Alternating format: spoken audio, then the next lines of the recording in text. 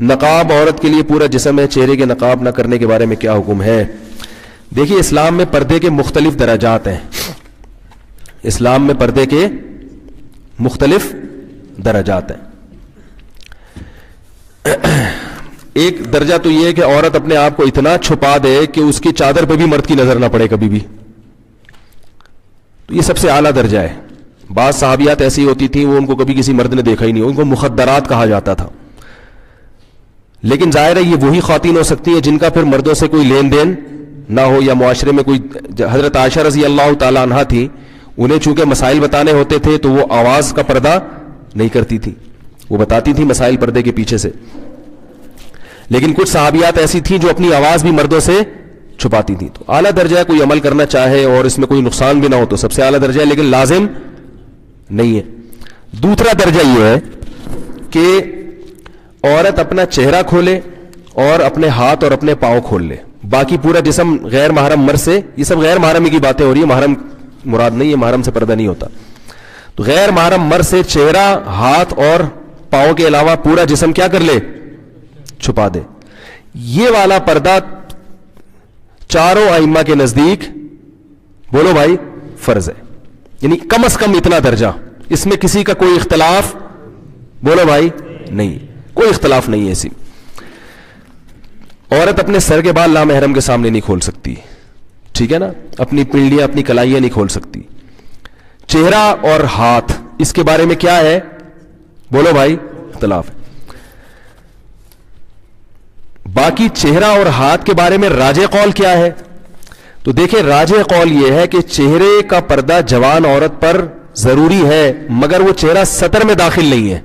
سطر کا مطلب یہ ہوتا ہے جیسے ناف سے لے کے گھٹنے تک مرد کے لیے چھپانا ہر حال میں کیا ہے, ضروری ہے نا, چاہے کسی کو فتنے کا اندیشہ ہو یا نہ ہو. یہ وہ ایریا ہے جو آپ نے بہرحال چھپانا ہے, اس کا کسی کے سامنے کھولنا مجبوری کے بغیر, علاج کے لیے ایک الگ بات ہے, عام حالات میں کسی کے سامنے کھولنا بھی بالکل کیا ہے, حرام ہے, جائز نہیں ہے. تب یہ جو ریسلنگ آتی ہے ہم اس کو کیوں غلط کہتے ہیں بھائی, یہ نیکریں پہن کے. ایک لڑکے ہمارے شاگرد فٹ بال کھیلتے تھے, کہتے یار اس میں کیا ہے, میں نے کہا فٹ بال کھیلو لیکن کپڑے کیا ہونے چاہیے, گھٹنے آپ کے ڈھکے ہوئے ہونے چاہیے. تو یہ مرد کے لیے سطر ہے. تو عورت کے لیے چہرہ, ہاتھ اور پاؤں کے علاوہ کا جو ایریا ہے نامحرم کے لیے وہ کیا ہے, سطر ہے. اس میں فتنے کا اندیشہ ہو یا نہ ہو, جوان عورت نے بہرحال وہ بولو بھائی چھپانا ہے. بوڑھی عورتوں کو کچھ چھوٹ دی ہے شریعت نے, لیکن جوان عورت نے, اور 50 سال کی عورت بھی یاد رکھو جوان ہوتی ہے. بعض لوگ جوان کا مطلب لیتے ہیں کہ 19 سال کی ہو, جب تک بالکل اس کو اتنی چہرے پہ جھریاں نہ آ جائے کہ استری کرنے کی باقاعدہ ضرورت پڑ جائے, اتنی جب تک جھریاں نہیں آتی وہ کیا سمجھی جاتی ہے شریعت کی نظر میں, جوان ہی. اتنی زیادہ اس میں اٹریکشن ختم ہو جائے کہ کسی کو پیسے بھی دو نا تو وہ شادی کرنے کے لیے تیار نہ ہو. جیسے ایک چٹکلا ہے, ٹائم ہے سنا دوں. وہ ایک آدمی کی شادی ہوئی, اس نے بغیر دیکھے شادی کی, اس کو بتایا گیا بھائی بڑی حسین دلہن ہوگی. جب اس نے دیکھا تو وہ تو بالکل ہی بہت ہی بیچاری بدصورت تھی. تو قاضی صاحب نے نکاح پڑھایا. تو اس نے قاضی صاحب سے پوچھا جی آپ کی نکاح پڑھانے کی فیس کتنی ہے؟ قاضی صاحب نے کہا جتنی اچھی تمہیں دلہن لگ رہی ہے نا اتنے پیسے دے دو. بھائی پہلی رات میں دلہن تو سبھی کو اچھی لگتی ہے نا. قاضی صاحب کا خیال تھا 1-2 کروڑ روپے تو ملیں گے لاسٹ میں.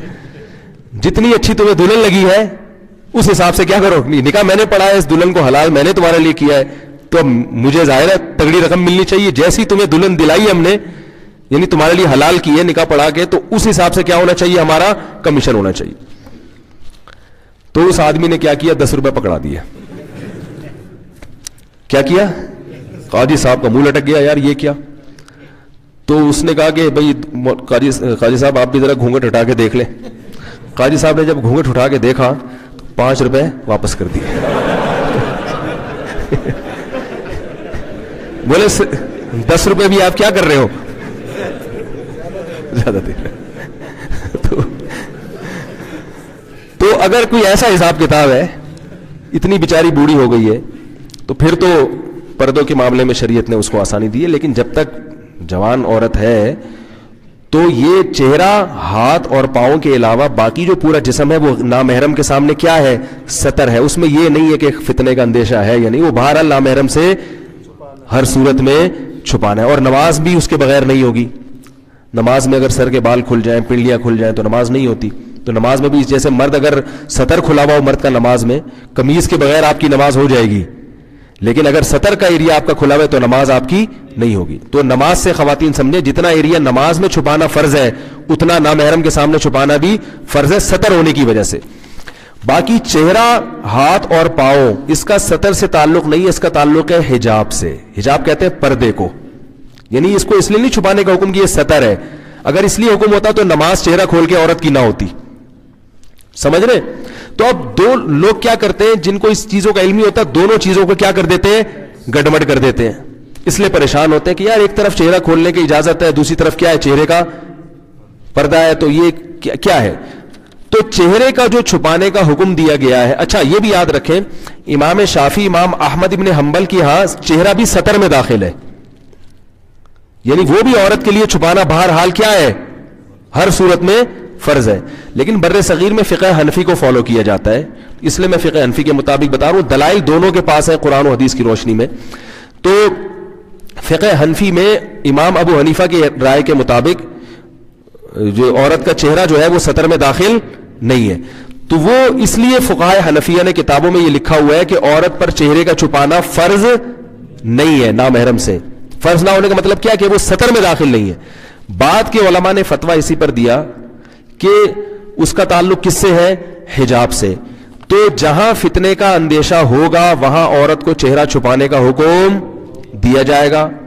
جہاں فتنے کا اندیشہ نہیں ہے یا کوئی ضرورت ہے وہاں چہرہ چھپانے کا حکم نہیں دیا جائے گا.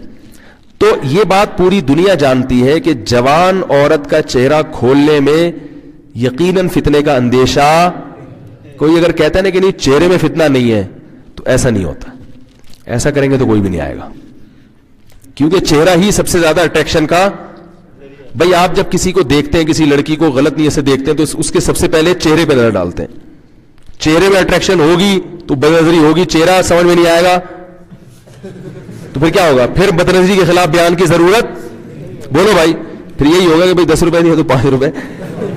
پھر آپ یہ بولو گے لا حول ولا قوت الا باللہ, بدنظری بہت بڑا گناہ ہے اسلام میں, بالکل جرم ہے, اسلام میں حرام ہے. صحیح ہے نا. تو اس لیے علماء کا یہ, چاہے وہ فقہ حنفی سے ہی تعلق رکھنے والے علماء, متاخرین علماء نے علی الاطلاق سب نے یہ فتویٰ دیا ہے کہ جوان عورت کو چہرہ چھپانے کا بہرحال حکم دیا جائے گا. اگر وہ نامحرم کے سامنے چہرہ کھولے گی تو گناہگار ہوگی. البتہ اتنی بات ہے کہ ایک بات میں کہتا ہوں کہ چلو فقہاء کا بھی اختلاف ہے اور اس میں تھوڑی دوسری رائے بھی ہے, تو اصل تو یہی ہے کہ چہرہ چھپائیں. لیکن میں کہتا ہوں جو خواتین بالکل ہی آؤٹ آف کنٹرول ہیں, بہت ہی بالکل آزاد ہیں, some thing is better than nothing. چلو اتنا کر لیں کہ چہرہ کھول لیں, ہاتھ پاؤں کھول لیں, باقی جسم ڈھانک لیں. کیونکہ اگر ان خواتین کو آپ ایک دم طالبان بنانے کی کوشش کریں گے, ابھی میں اپنی اہلیہ کے ساتھ آیا ہوں نا ایبٹ آباد, تو میری وائف تو پردہ کرتی ہے, ہاتھوں میں گلوز ہے, پورا جسم ڈھکا ہوا, اور ایئرپورٹ پہ میری وائف مجھے کہہ رہی تھی مجھے ایسا لگ رہا ہے میں طالبان ہوں.